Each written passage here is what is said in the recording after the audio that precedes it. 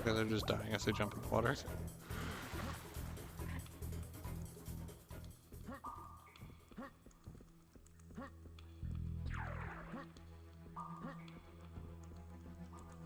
Do you know much about Serious Sam Nightshade? Played the games, heard of the series? If you've even just heard of the series, I mean, that's already something. I feel like most people I talk to don't know ever seen or played it before. That is fair.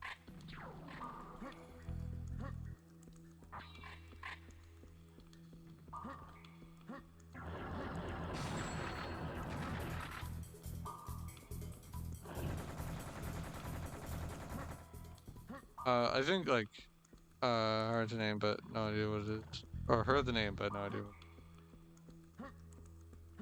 The best comparison would just be to like um, Duke Nukem, Doom.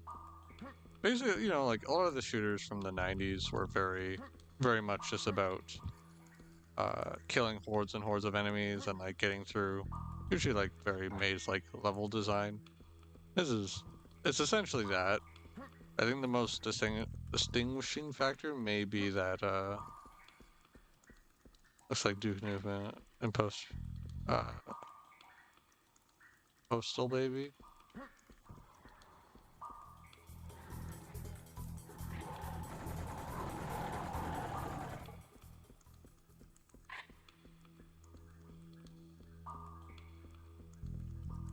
Oh, that shot me up so fast.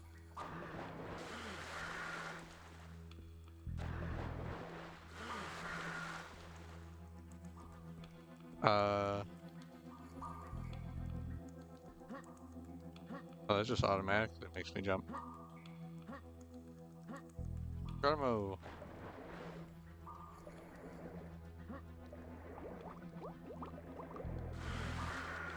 Because this came out, well, the first game came out in 2001. This specific port came out in 2002. Um, so it has a lot of large levels that you just couldn't get beforehand because a lot of the technology just wasn't quite there to support it yet. So while you do have these more claustrophobic levels, you also have a lot of wide open fields.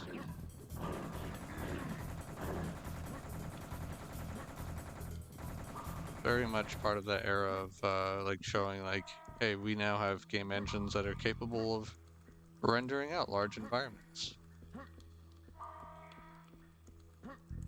Along with the likes of Halo 1 and pretty sure GTA 3 was that same year.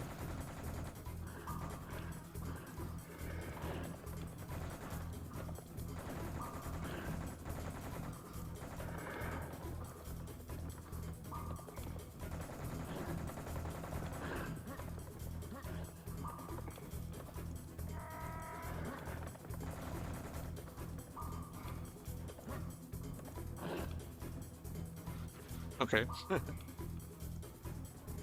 Sure.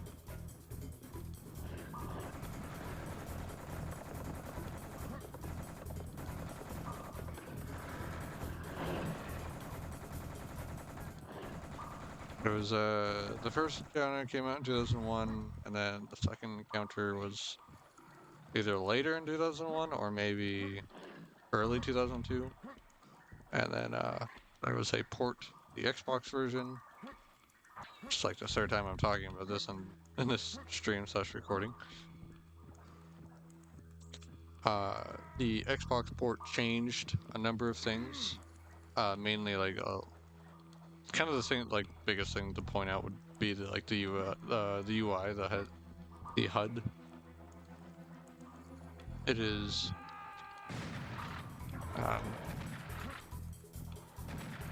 I guess more silly. It's more colorful. Kind of has this. You got like the font, the text. They introduced like a scoring system and the live system. I think it was like a lot of the changes were kind of to like account for more of what console players were used to than you know, PC players were used to. Crow Team is the developer behind the game. If you're not familiar.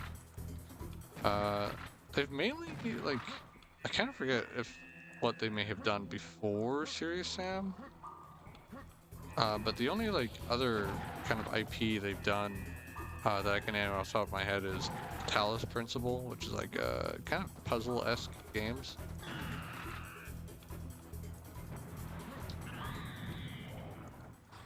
They do still do Serious Sam here and there, but it's obvious that like at this point the series is like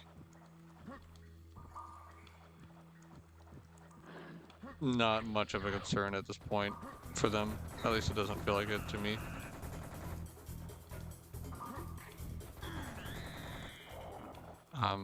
Like let me put it this way. So like, if we're talking the mainline games, the ones Crow Team has developed, you had like 1 and 2 in 2001 and I think 2002.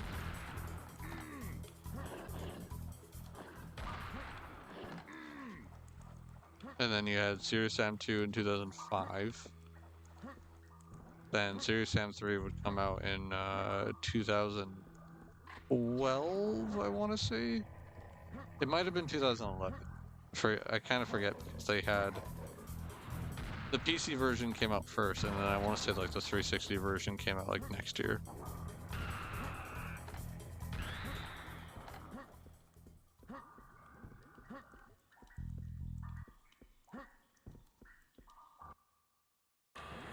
Oh yeah, and these like red phone boosts they added in for the console version for saving.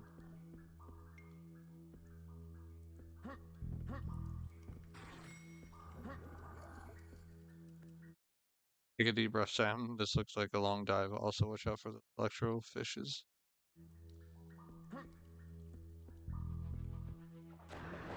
And then Serious Sam 4 came out in what 2021, 2022. Like it was basically like a 10, 11 year wait for it.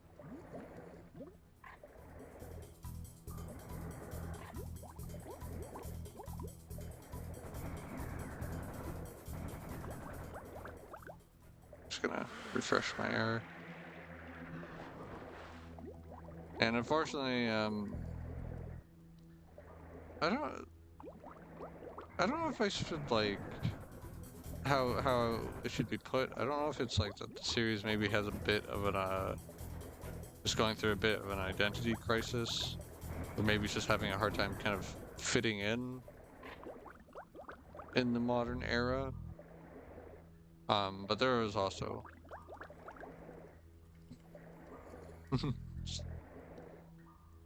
there are also just like objective faults with Serious Sam 4.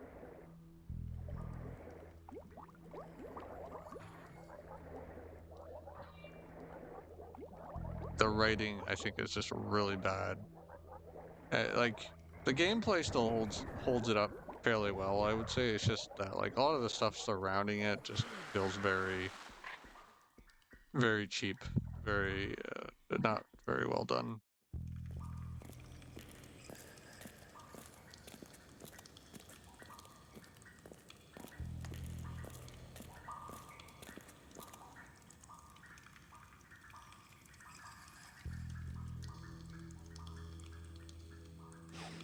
It stinks in here. It is a sewer Sam.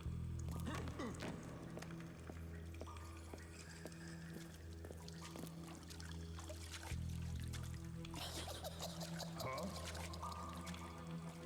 Wow. It's just the wind.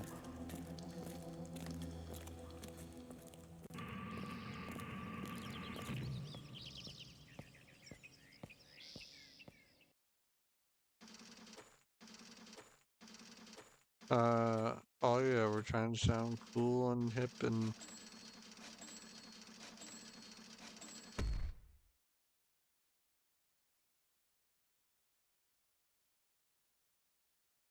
I mean, kinda. Like, it feels like it's trying way too hard to be funny, you know? And it's like really riding on like the whole kind of one-liner thing. It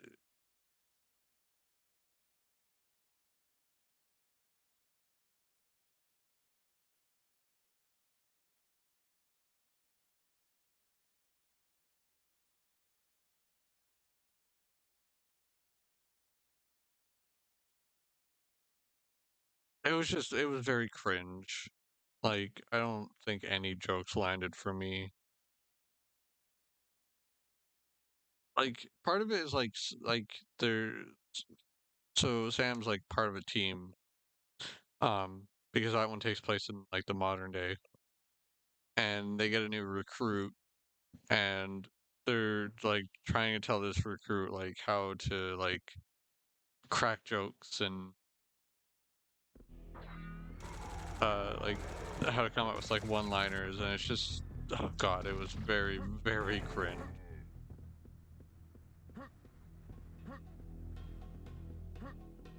And hell, maybe some of the people find the humor in this game cringe, but I, again, biased to nostalgia, because of the nostalgia for this game. But I find something about like this game's approach to humor very charming.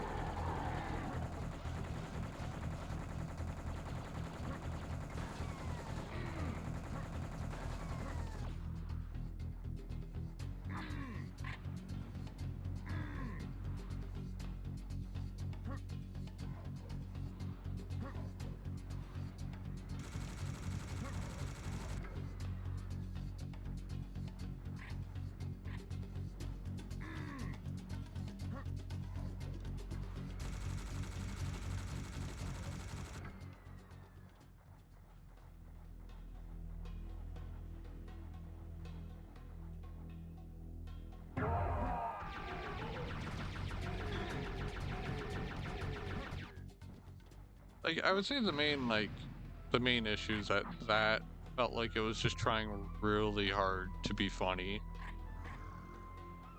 where this feels like it feel like, you know, this stuff was thrown in there, but it never felt like, to me, it doesn't feel at least like that they were trying really hard to be funny.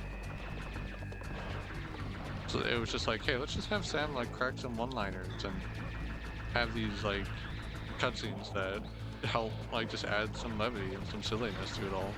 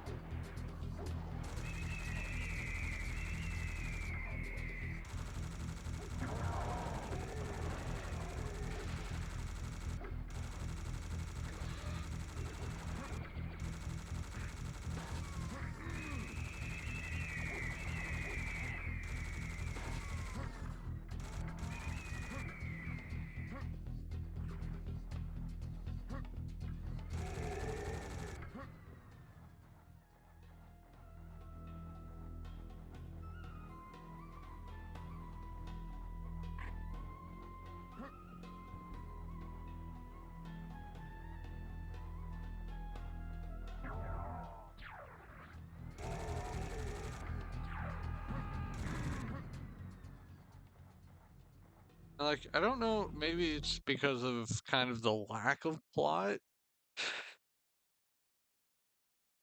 that makes a lot of this maybe makes the silliness just work better.